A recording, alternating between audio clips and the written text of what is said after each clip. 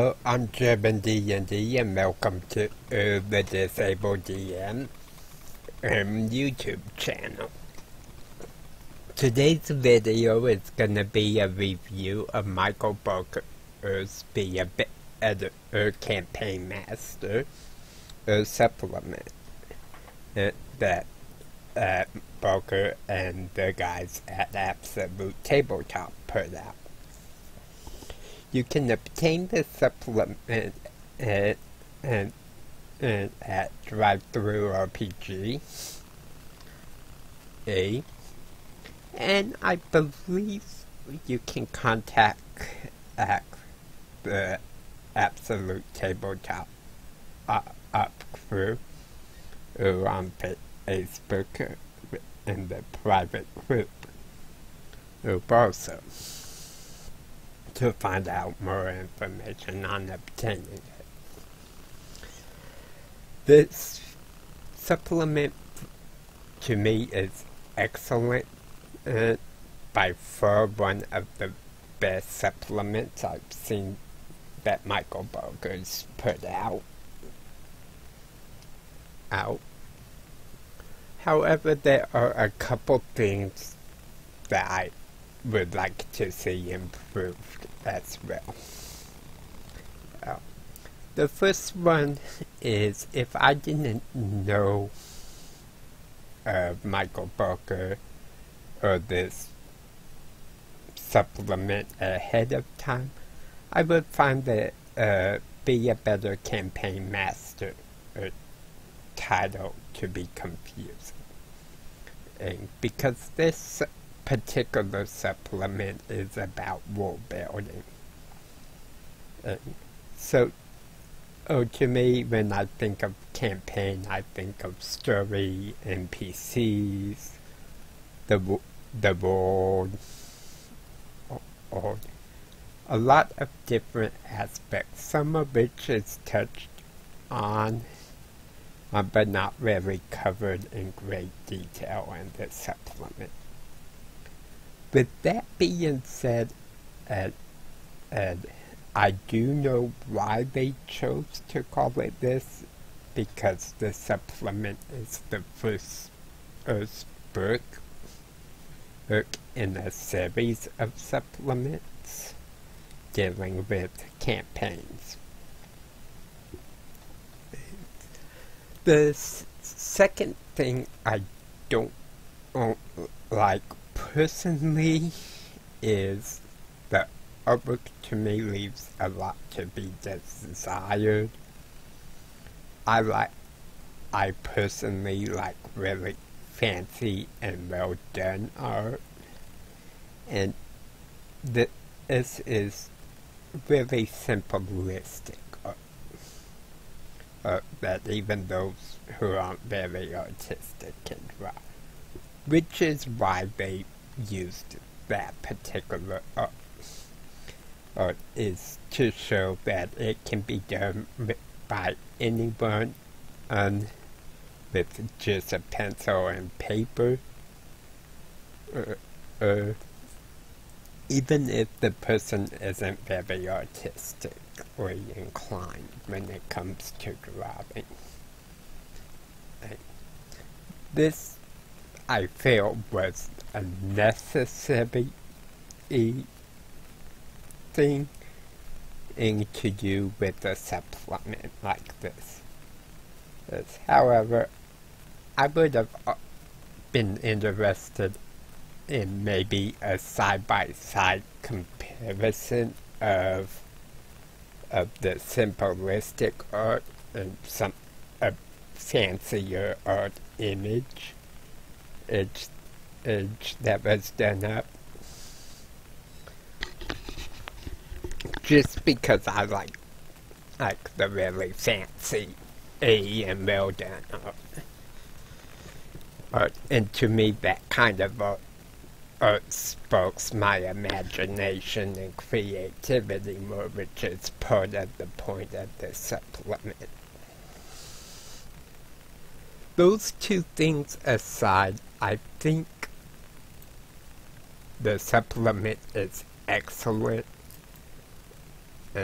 the format is very easy to understand and follow along. And they have many different sections that is very well thought out. The first section is the foreword. I found this was probably one of the most unexpected parts of the supplement for me. Because most supplements, if you have a foreword at all, they're talking more about the content of what's in the book. And Booker did something that I've very rarely seen and I always enjoyed, is he made it very personal by relating his prior experiences with role building. So that to me was a very awesome touch that being a friend and Booker's, I would have got the supplement just for that alone.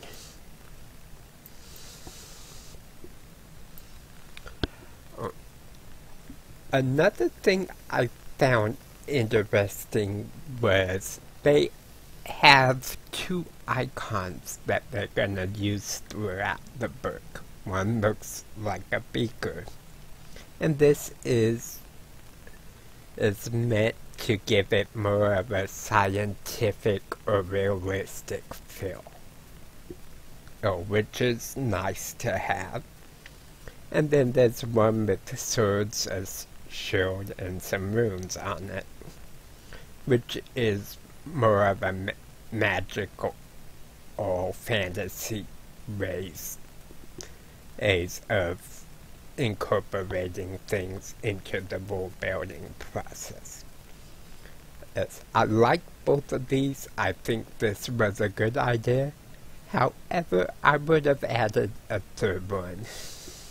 And the third one being some kind of icon to represent more of a modern or sci-fi type feel. That way you could make it truly system agnostic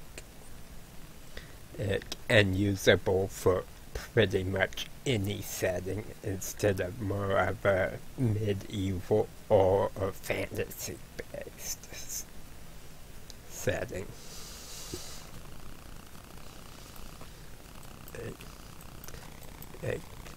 The next thing they do is give a few tips for drawing coastlines, which I think was well done, and I definitely like the tips. But the next thing that really caught my eye is the footnotes. And instead of being like a definition or a reference to another page, like so many footnotes are, I really like what they did with it, where they ask questions, such as how many suns are there in the sky. This helps even as you're drawing the map. By just seeing these questions, it gets you thinking and some of your creative ideas going. So I really like that. Then they go into drawing in a single landmass, a region, and an archipelago, and they give different tips for each of those, which I really like.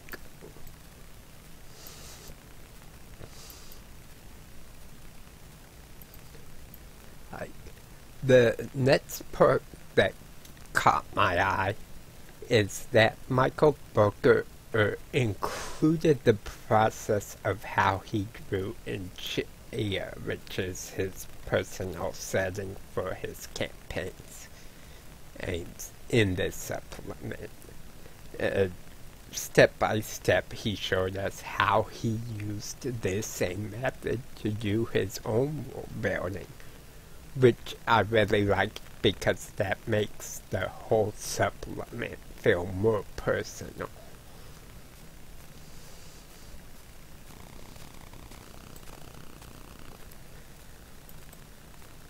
Then they go into adding the geography, and they have several different types: mountains, rivers, lakes, forests, pretty much anything and everything you would need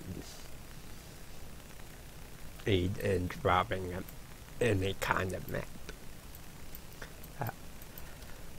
I found these sections interesting for two different reasons. One is they include a section and on stuff like tectonics, which is something that is really overlooked in a fantasy setting.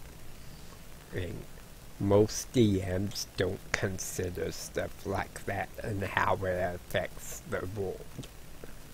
Or they might consider it from a past perspective, but they don't usually consider it from a present or future perspective as well.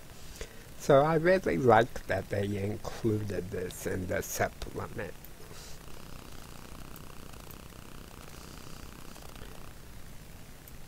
The next thing I like is the different roll tables, in which you roll different dice. It's mostly ADE hundreds or percentile dice, but there are a few D20 E's as well. And these give unique features to a geographical origin, and such as mountains. And for example, if you roll a 31 or a 32 on the mountain and feature table, you would have a chain of mountains forming a crescent shape with an area of great mystery at the center. I really like this because it fleshes out the world and what's happening in the geographical locations. And so DMs and players who are interested in mapping don't have to just come up with what's going on there. And I also like how it's used, because you don't have to roll. You can just read these over and take something that you like for a certain spot, or use it as inspiration to come up with your own ideas, which I think is a really awesome thing that they included. And this continues on through a good chunk of the supplement. One thing I found interesting for the type of geographical regions that they included was oceans. And a lot of times this is overlooked in sessions and world building. Yes, DMs often throw a name on it, but they don't really plan anything there. And there's so much you can do with it, like some of the suggestions for the fantasy a bit that they include is a lake of liquid metal, or an ocean of blood, lava, insects, turf, and then a lake, ocean that's totally dried up. So I really like these is being added to this, is because it's something that most OCMs say, yeah, you're gonna cross the ocean to this continent, and then they don't do nothing. They just fast forward the session in time until you arrive where you need to go. And there's so much that can be done during an ocean voyage. It's such as whirlpools, sea monsters attacking pirates.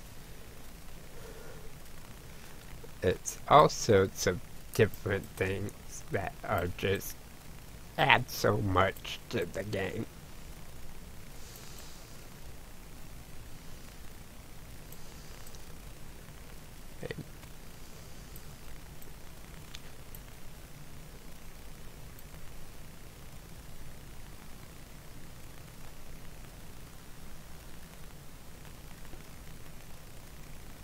Another thing I like with the roll tables is that they made the roll tables different colors.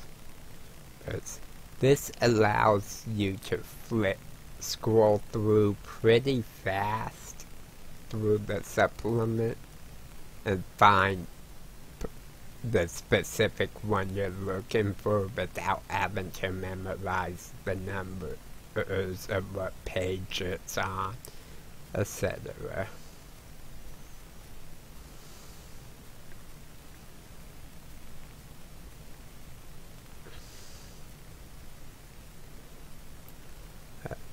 The next major section is settlement. It's where they talk about cities, towns, villages, and what kind of resources they have there. And they again have another table that you can roll on, or you can just pick something that you like. I think this is really nice and convenient, because it means every place, and city can be known for something specific. And that right there is a built-in trade economy to your board, because if no two places have the same resources, and there's trade in between them. So I thought this was really wise on their part to include. Then they go into war tables that I thought were really interesting, in that they included war tables for towns in geographical regions using a D20. And I think this was really awesome idea, because too often in towns don't have anything interesting about the town or the region, unless it's a huge trade or port city that's ran by a noble or some other important NPC.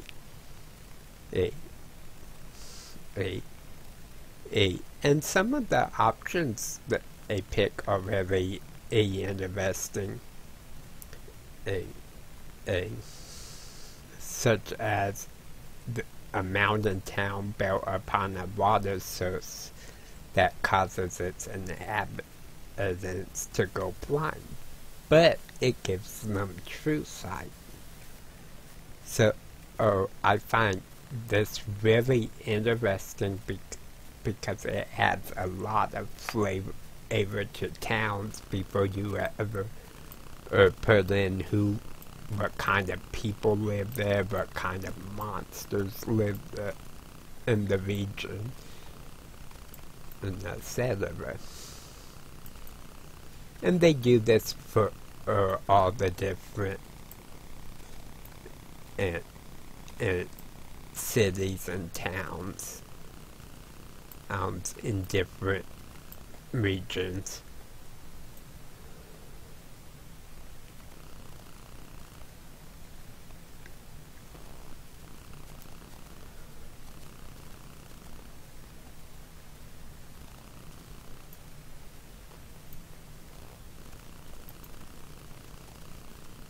So I thought this was very well done, and they also include war tables for some other things such as dungeons, tombs, and crypts. I thought this was interesting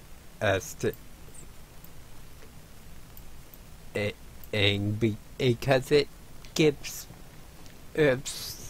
some locations you can add in simply for your adventuring group to go to. And it gives the roll tables for stuff that's going on, so you can use that as inspiration or just roll the dice. Ice. The next major section they talk about is nations, factions, and empires. For me personally, with my eyeball map, this is probably one of the sections I won't use a lot of as far as nations and empires, because for me each island or continent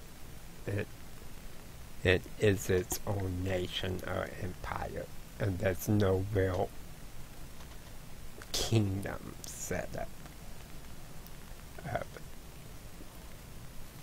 However, there are actions and factions I definitely will be using. And they give some tips on how to add these. And they include a nation and faction generator, which is a nice war table. However, there is one thing I would like to mention, and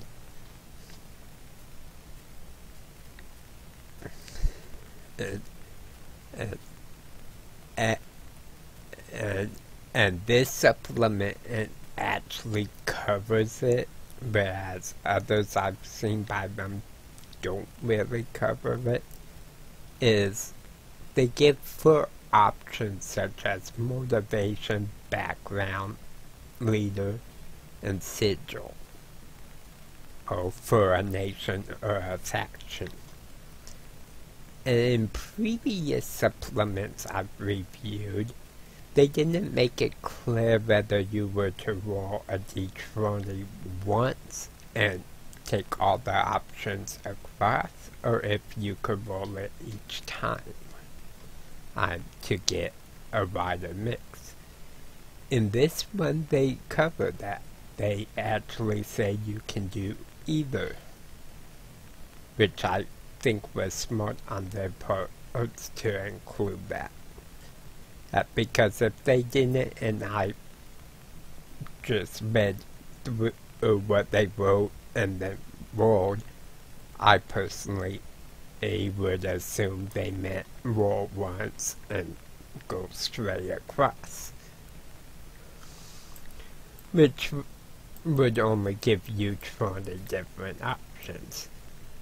But by rolling for each one, you have a wide range. So I really like that, and I like how they include each kingdom, nation, or empire has its own color on the map.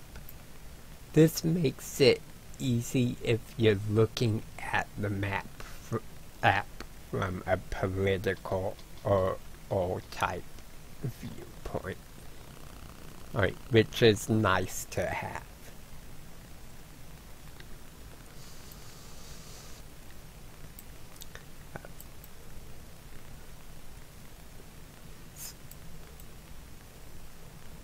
So, with that being said, we've come pretty close to the end of the supplement.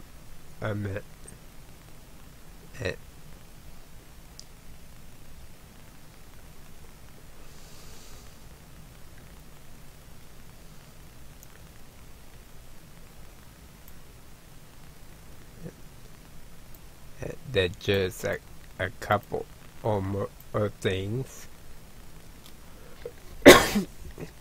The next section is called Bringing Your World to Life.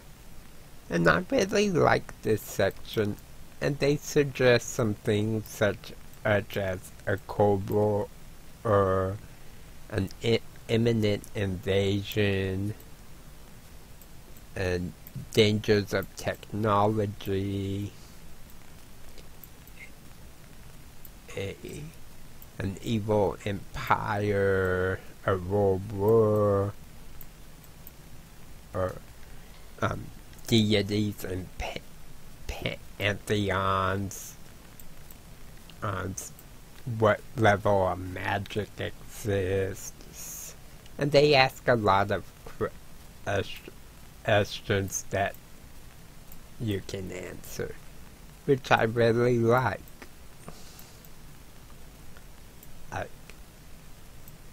Then they give some tips for beginning an event enter,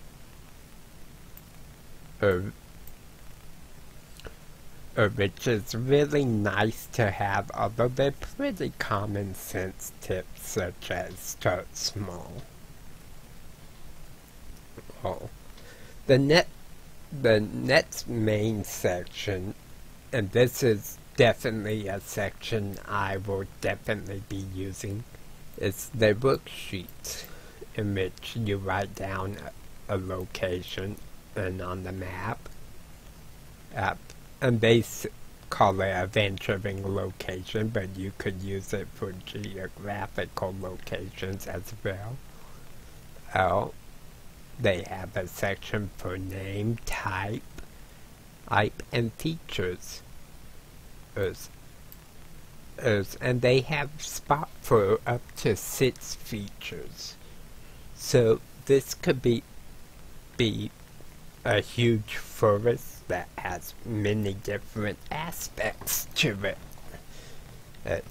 Maybe some in certain areas, or maybe there's a lake within a forest, which you would count as a lake feature,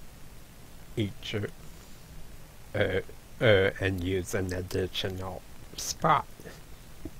There's a section for plot hooks, which I like, even though it's 3 lines, just enough to make some quick notes, and a small section with a hex grid on it for your map that you can sketch in if you make a copy of these pages. And they do the same with nation, and same with settlements, and they include different things like NPCs, notable places, Then they ask a bunch of different questions. And this really helps you develop up the board. And there's such questions as how many moons orbit your world? How many suns are there in the sky? Is land ownership important for a citizen's social status? What kind of music is popular among the common people? Or what's the most common household pet?